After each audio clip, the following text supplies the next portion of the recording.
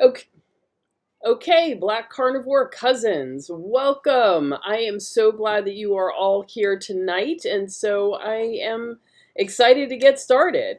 And I'd love to hear from you, so make sure you chime in the chat and say hello. So if you are new here and you don't know, I'm A-Day, otherwise known as Black Carnivore, and on this channel I help you to reverse disease and lose weight using a carnivore diet. And I find that, this way of eating has been absolutely transformational for me and for so many other people. And I just want to help you to, to do it right and to find the same success that so many other people have found.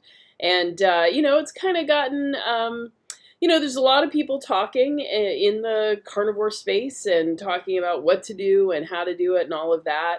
And sometimes I find that that information can be conflicting or overwhelming or, just highly specialized. And it can be off putting for people who, aren't like ready to do all of that or who are still just trying to figure out, how to fit the carnivore diet into their lifestyle. So, what I want to try to do here is just dispel some of these myths, help you to kind of think about, the best way to do this and how to do it easily and sustainably. Because, at the end of the day, like there, I wish there were a way to lose, 50 pounds in 1 month and like just be done with this all in one shot. But that's just not, that's not reality. So, whatever plan you use, to lose weight and to get healthy, you have to do something that is sustainable in the long term. And then, of course, whatever you did to lose weight, like it's going to be how you have to eat going forward. If you go back to the way you were eating, you're going to get the same results that led you to start looking for a diet in the first place. So, you need something sustainable. And I think it's important to remember too that health is not, it's not a destination, it is an activity. So it is a lifelong activity, a lifelong journey, and, one that we just have to continue to do. So we've got a bunch of people here. Hey, Johnny G and Heather G, awesome. Mary, KJ, Meat-Based Musings, Angela G, love it. Thanks, you love my makeup. I was trying something new. I don't think I quite achieved what I was looking for, but hopefully you guys will be kind and, whatever. Andre, hey, welcome. I'm so glad you're here. That's so awesome that we have people who are international. And actually, Andre, I did an interview a long time ago with a doctor, who was, I think she was from Brazil, and and she also was carnivore and was a carnivore coach, and she like showed me a bunch of different like traditional dishes that were from Brazil that were very I mean they were carnivore, very high in fat, and commonly eaten. And I was like, wow, that's so amazing, because like in this country we don't really we don't really have anything that or we don't have much that's really like high fat and carnivore and no sugar added or anything like that. That's sort of a traditional dish that people still eat. So it was pretty cool to hear about that. And it was also interesting to hear that the diet was was in some ways very carnivore already. That there wasn't like a huge tradition of eating like a lot of salads and fresh veggies. It's more of a meat and potatoes type diet there anyway. So I don't know. I thought that was interesting. Hey, Susie. Awesome. Johnny G. Uh, total topic derailer. Congrats on the Brooklyn Nets getting Aussie Ben Simons. I don't know what that means, but I think that is, obviously something that is considered to be good. So yes, congratulations to the Nets. They and I live about a 10-minute walk from the stadium. So yes, that is literally in my backyard. Hey, Mary J, thank you. I appreciate that. Always looking good. Johnny G, thank you. Yes, it is very colorful tonight. It wasn't quite what I was going for, but that's okay. So, I wanted to, just talk about a couple of things tonight. Feel free to put your questions in the chat. But I did want to mention a couple of things. So, one, last night we had the first meeting for the Black Carnivore Sugar Addiction Support Group. I think that's what we're going to name it. And it really is a place for people who are following the carnivore diet and think of themselves or believe that they might have addiction to sugar or struggle with, cutting out sweet things and sugar from their diet. And this is, I'm still sort of figuring out like the structure and shape of it. But if you are interested and you think that this is something that's for you, I am going to put, after this live stream, I will put a link to where you can sign up and see if if you want to sign up and be a part of it. It's every Tuesday at 7:30 Eastern time, and for about an hour on Zoom, and so I will be emailing out the link. I know a lot of my emails go to spam, so that is really a struggle. So if you do sign up and you're not getting emails from me, you should check your spam, and you should reply to the email to me. That will start to train your email provider that my emails are not spam. So yeah, I think I'm also gonna consider starting to collect phone numbers so that I can start texting people reminders like this, so I can be sure that you get them. So I don't know, we'll see. Um, Johnny G, go sports. Yes, I just I grew up in a very female household just with my mom, so I just was not a sports person. So sorry about that. Okay, Tova, you're interested. Awesome. So I will put that up after the live stream. Johnny G, sugar is the devil and has me on speed dial. Yeah, yeah. So for a lot of us, that really is the case, and and that's why I wanted to do this because a lot of us struggle with this, and I think that sugar in and of itself is, it is addictive. So you don't have to be like some weird or have some weird situation going on or be a weird person. Like just the regular consumption of sugar and processed foods can actually change your brain and lead you to actually be addicted. So a lot of us like experience this, and because we're told that it's not even a real thing, and the snack food companies are basically say, um, oh my goodness, can you all can hear me? I forgot to put my earbuds on. So can you hear me okay? Or what? Let me know about the sound. But yeah, but people is so we we're told by these companies that like sugar is it's harmless, and if we can't control it, that's our own fault. And and so I want to support us who are struggling with this, and know that it's not it's not our own fault. It is it is the substance itself. So okay. Um, okay, so you all can hear me. That's great. Um, so, Andre says, we Brazilians like meat. One of our favorite dishes is the churrasco, which is meat in the fire. Yeah, absolutely. Um, so, uh, so yeah, that was one thing that I wanted to mention, and so I really do encourage you, if you feel like you need some more support, and you're struggling with really around the sugar stuff. You can think about joining. And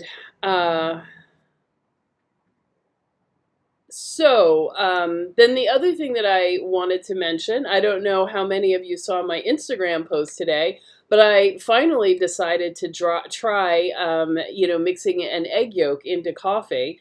instead of dairy or butter or heavy whipping cream or something else. And oh my gosh, I couldn't believe how amazing it was. I was really, really pleasantly surprised. I kind of thought it was gonna have like like an eggy taste. I didn't think it was going to be pretty good. I did put salt in as well, and yeah, it was like smooth, creamy. Very velvety and thick and very foamy. So I don't know. I thought it was great. So I would love to hear what you guys think.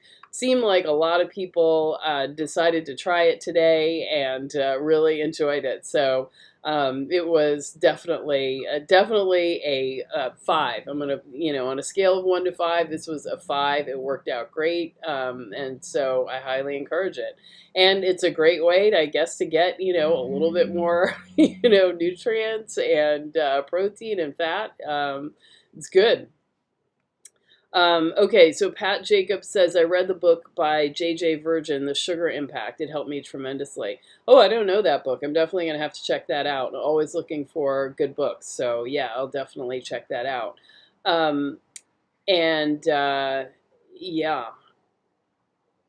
Johnny G says, coffee, oh no. Yeah, so it's okay, Johnny. So I'm not having coffee every day, but I am having it intermittently. So I feel okay with that. I'm going to try to keep it there, and we'll see. Susie asked, did I mix the coffee in the blender? No, I use an immersion blender, and I don't really have the proper container for mixing it. So I have like a small saucepan that's, like this big and this deep. And so I use the stick blender in that. But it gets really, really foamy. Like I've mixed coffee with butter before and it gets kind of foamy, but with the egg, it got really, really, really foamy and stayed foamy. It wasn't like usually the foam kind of disappears like pretty quickly, but this didn't. So that was pretty cool. Um, and okay, so Mary KJ says my 4-year-old granddaughter made it today. Wow, and you were pleasantly surprised. So wait, your 4-year-old granddaughter did the mixing of the of the coffee with the immersion blender. That's pretty cool. I'm glad I'm glad you let her do that. That must have been pretty fun. It's fun to watch the transformation. And I was a little bit concerned about making scrambled eggs, so I really made sure to like start the blender and and have it over the yolk as I was pouring coffee in, so that it was like blending immediately and not like having an opportunity to cook. So yeah. So let me know if you guys have any questions. I wanted to kind of talk about. I guess some of the top things that I think make. Oh, and my camera is messing up now too. But I wanted to talk about some of the top things that I think make a carnivore diet easier. So one is my top tip is get an air fryer. It's such an easy and quick and delicious way to cook. And it is absolutely one of my favorites. And I was actually thinking about like kind of putting together a collection of recipes for just four of my favorite dishes that are cooked in an air fryer. So if you wanted to do 5 days of carnivore, what would you eat with that you would cook with an air fryer? So that is a very top tip for me. And tell me what do you think is like the easiest and best cooking method for you? Um, Yeah. So, and then, Mandel, I'm not quite sure what you're saying here, but um, yeah, anyone who does a sales job on death is the devil. So I assume you mean that these companies that convince us to buy stuff that is deadly are the devil, and one could certainly argue that. So, but I am here to try to encourage us all to, get off of sugar, get off of medication so that we are not, you know, basically paying and keeping the pharmaceutical industry and everyone, rolling in dough. So, and it is possible. I've seen so many people just get off of stuff, very quickly. I mean, this stuff happens so quickly. I think a lot of us, really get frustrated by, weight loss not happening all that fast. But honestly, people getting off of insulin, getting off of diabetic medication, getting off of high blood pressure medication happens, I see that stuff happening like within 2 or 3 weeks. And that's pretty spectacular. That's a big deal. And you should consider that to be, a massive, massive improvement. And so even if the weight loss is not coming off that quick, that's okay.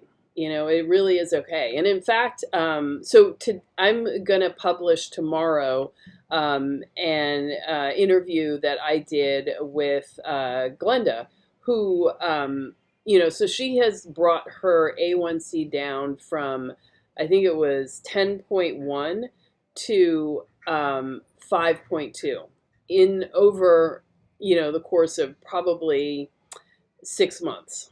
And she has lost, she started at 371 and she is down to about 300. So, that is, I mean, 70 pounds is, of course, fantastic, but, she is in the middle of her journey. She still has, quite a ways to go, but that is amazing. I mean, that is just stunning to be able to have your A1C, not have to go on medication, and completely reverse your diabetes, even though there's still more weight to lose. So that tells you how powerful. Oh my god, why is this music, who is playing this kind of music so loud? But it tells you how powerful this diet is, that you're able to do something so amazing and miraculous. So anyway, stay tuned for that video, which I think I'm going to release tomorrow. And you just know, if you're watching this and you're wondering, is this something that I can do? Will the diet have this kind of impact in my life? I mean, obviously no one will know but you just have to try it. But there are so many people who've had success that, I think it's really worth trying. And I have a playlist of podcast episodes, so definitely go check those out. And, I think that you will be pleasantly surprised.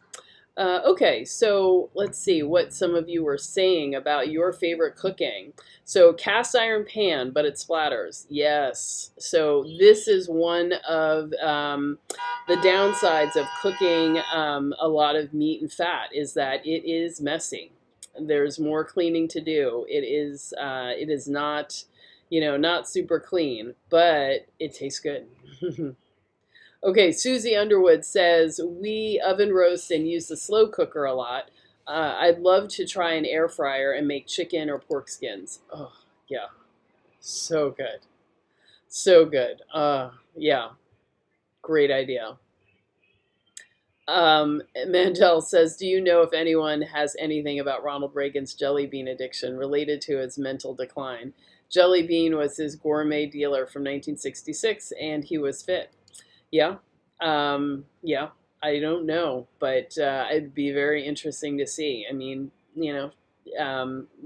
we definitely, there is definitely a connection with sugar and what they're calling now type 3 diabetes, or otherwise known as Alzheimer's. So, yeah, I don't know how many jelly beans he ate, but it is important to note that these effects can happen without being overweight. People do have some of these problems, and it just doesn't reflect itself as a weight problem. It reflects itself as someone getting diabetes without being very overweight, or having Alzheimer's and other brain effects without but when they're very young. So that can definitely happen. Okay, Meat-Based Musing says, oven and air fryer are the easiest for me. Yeah. Johnny G, kitchen gets covered in saturated fat, but at least the kitchen won't rust. Yeah, absolutely. Tova says, I cook just about everything on the stovetop. I cooked a 12-pound beef brisket last week in the oven, of course. Okay, you cooked it in the oven, but most things are on the stovetop. I see. Yeah. I don't do so much on the stovetop because, um, yeah, it's just messy, and I don't like that. Um, this is so weird. I can't believe that there's so much music blasting from the street. That already is kind of odd that, New York, you don't hear that so much anymore, but particularly not this type of music, which sounds like, I don't know, country western. Like, that's just not what you hear blasting usually in New York. Okay, so Mimi says, oh my God. I hope I don't get a copyright strike on YouTube just because this music's in the background. Okay, so Mimi says, hello, I just overcooked my burgers in the air fryer. They were very dry. Oh, I'm so sorry. So I think that people think of burgers as something that's super easy, but I think it's hard to make a really good burger. I think I see people mess it up more often than not. And the first thing that I think people mess up is how much they manipulate the burger when making the patty. So you really want to like barely touch the meat so that you leave a lot of air pockets inside the burger patty so that when it cooks and the fat renders, it's got somewhere to go. And because if it doesn't have anywhere to go, it's just going to leave the burger altogether, and you're going to end up with a very dry puck. So I don't know how much you manipulated or touched the meat, but that could have been part of the problem.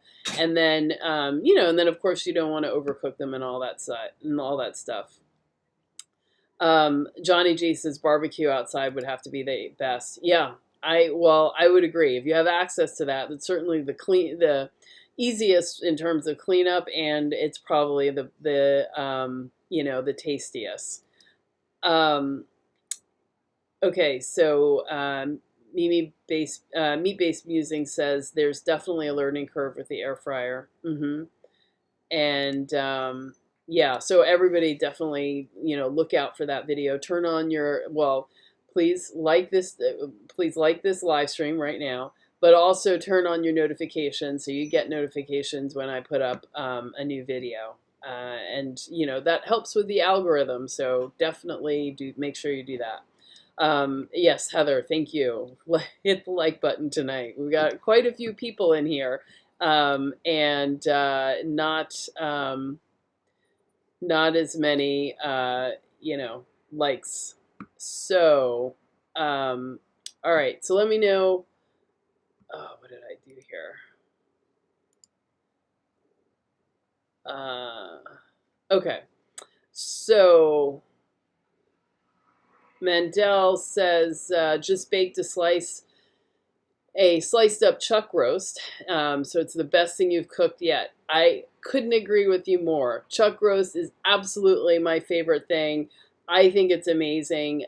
I highly recommend chuck roast. I could eat it day in, day out. So I'm a big fan.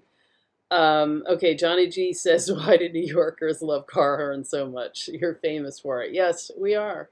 Because we're an impatient bunch, and there's a lot of cars on the road, and, everybody's got somewhere to go, and they have to be there yesterday. So, yeah. Truth, welcome. I'm so glad you're here. You're late to the party, but I'm glad you're here anyway. Yeah. That's awesome. And Valerie, yeah, that's interesting about Reagan. I don't know. I don't know much about his health conditions. Hello, Mommy Does Keto. Welcome. And Valerie, yes, I am colorful, as I explained earlier. I was going for something with my makeup, and I didn't quite get there, but I hope you'll be kind. Johnny G says burgers are better a smidge pink. Yeah, I agree. I think so.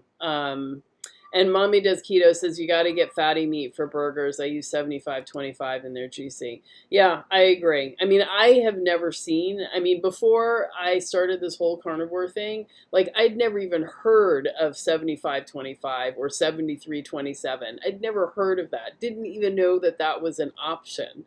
I had seen 80/20, and but you know, even around here, it's kind of hard to get that. You know, the thing that people get is 85/15. In fact, at my Whole Foods, they only recently started carrying 80/20. And yeah, and most places it's like 90/10 is what's really common and what they're selling. So so I, you know, I still haven't yet got, you know, had a burger that's you know, greater than 80/20, but I bet they're, you know, they're really good. Hey Ayana, welcome. I'm so glad you're here. Um, yeah, so did Snurfu one asked, do I ever fast for multiple days? So no, I don't, but some people do. I think that fasting is something to manage carefully. You know, it's not. It's a powerful tool, and you know, doing too much and too soon can be, you know, that can be harmful just as much. So you just want to be careful with it. And I think ideally you've got to make sure that you are in ketosis and you are easily able to burn fat for energy. If you're not there yet, you know, you can basically, you know, sort of send a message to your body that there are not resources available, and it is at the point where it can't draw energy from your body fat, and so you just kind of get into this energy crisis, and it doesn't feel good. So, you know, so maybe be careful about that. Liber Deum, hi from Kentucky. Welcome. I'm so glad you're here. Leonard, oh my God, it's great to see you. Welcome. Truth. Okay, so you talk about ground pork patties that are 50/50. Uh, oh, so are you saying that they're 50/50 fat to lean or 50/50 beef and pork? Either way, that sounds good to me. I do like ground pork. It's very good. So yeah, I would go for it. Sonia says, how do I season my chuck roast? I don't know if you're talking to me or to Mandel, who talked about it, but you know, I lost my taste for herbs and spices. You know, I tried going without it for a little bit, and then I generally find it's too much. It's too overwhelming. I don't like the taste of it. So I use salt almost exclusively. Occasionally, I will add other things. And lately, I've been really enjoying putting Frank's hot sauce, you know, with into my ground beef and mixing it up and cooking it like that. So that's been really yummy. But that is, you know, that's the extent of it. And chuck roast, I love, you know, straight by itself. I either use my smoked salt or regular salt, but you know, it really, to me, it doesn't need much because it, in and of itself, tastes great. Okay, Mandel says I like chicken leg quarters, especially for the money. Yeah. So chicken thighs with the you know, with their skin extra crispy and you know, deliciously spiced. That is one thing. Like chicken thighs. You know, I like to spice like my grandmother did. She used a lot of like, you know, paprika and garlic and thyme and you know, and other stuff like that, like the whole, you know, the whole mix. I don't know, the Lowry's mix, that's I think that's what she used. So I do like that on chicken thighs, and I love the chicken skin on chicken thighs. I will eat the chicken meat, and it's, you know, it's good, but really like the money is on the skin as far as I'm concerned. Sue says, what am I missing in the diet to cause foot cramping on a 20-hour fast? Magnesium. Usually that is magnesium. So take more, or you can get the spray. It, you know, absorbs the skin, so you can spray it right on your feet, and that should help you. Okay, Mommy Does Keto says Aldi sells 75/25 frozen beef patties and also 80/20. That's awesome. Okay. And Truth says mixing pork and ground beef. I love that. Yeah, I do. I really do like ground pork, and it is nice mixed in with beef. So that sounds good. Um, so Mandel says, I thought I was going to start long fasting, but I'm not there yet. I made it some days. I'm OMAD. I expect one day I'll make it to bedtime. Yeah, go at your own pace. You don't have to, it's not a race. You'll get there if you want to. But, you'll have a lot of success even just doing OMAD. So that's okay. Ferez Israel says, "How do you reach ketosis?" So you have to, take out the carbs. That's it. We don't count carbs here in the carnivore community, so understand that there are meat, animal products that do have carbs. So, liver has carbs, scallops have carbs, crab and lobster have carbs. Cheese and dairy and like cream have carbs. So it's not so much that you're trying to get zero carbs, but you're eating from the animal kingdom. There will be some carbs, but for the most part, it's fairly low. So you just have to do that, and it will take, depending on who you are, how old you are, like your health and how much activity you do, can take anywhere from 3 days to a week, and then, you get into ketosis. It takes longer than that to get good at burning fat for energy. So it can take up to 6 weeks to get really good at it, but that's okay. You will still start to reap the benefits of being in ketosis, as soon as you switch over. Let's see. Mary KJ says, I cook burgers on my new smoker and they're dry. Oh, I'm sorry. Well, I guess it takes some experimentation. Mandel says, I just use salt on Chuck. Yeah. And Mommy does keto. I got the smoked salt and used my code. Awesome. You got the chef blend and hickory, and it's amazing on grilled meats. Awesome. I'm so glad. So everybody, Redmond's, they have that, they make salt, and they gather it, I guess, from an underground ancient seabed in Utah or something like that.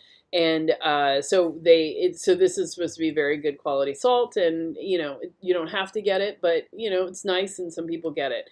But they recently started making smoked salts, and they had put out like a limited batch a long while ago, and it was amazing, and I loved it. And then they ran out, and I went to order more, and there was none for like 6 or 8 months, but it's finally back in. So, I would go ahead and order it. So people seem to really like it. And I do have a code, which I'll have to put in the description, but it's around in many places, my code. And maybe in Instagram in my bio. Let's see, Paulette says, I use a slow pressure cooker, oven, and wok. Wow, a wok.